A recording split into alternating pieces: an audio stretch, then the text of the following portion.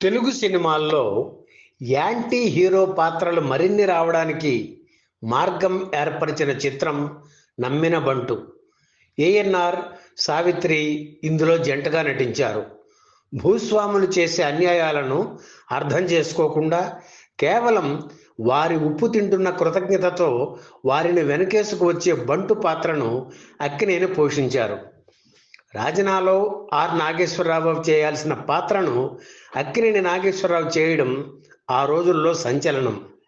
ఇమేజ్కు ఎదురెళ్ళి ఆయన చేసిన నమ్మిన బంటు 1960 జనవరి 7న విడుదలయ్యి విజయం సాధించింది.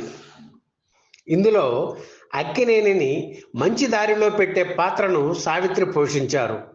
ఈ సినిమాలో రామలక్ష్మణులనే ఒంగోలు జాతి ఎడ్లు చేసే ఫీట్లు ప్రేక్షకులను ఎంతగానో అలరించాయి. స్పెయిన్లోని శాన్ సెబాస్టియన్లో జరిగిన అంతర్జాతీయ చలనచిత్రోత్సవంలో నమ్మిన బంటు ప్రదర్శితమై ప్రశంసలు అందుకుంది. నమ్మిన బంటు చిత్ర విజయం అందించిన ఉత్సాహంతో 1961లో భార్యాభర్తల చిత్రంలో స్త్రీలోలుడి పాత్ర పోషించారు అక్కినేని.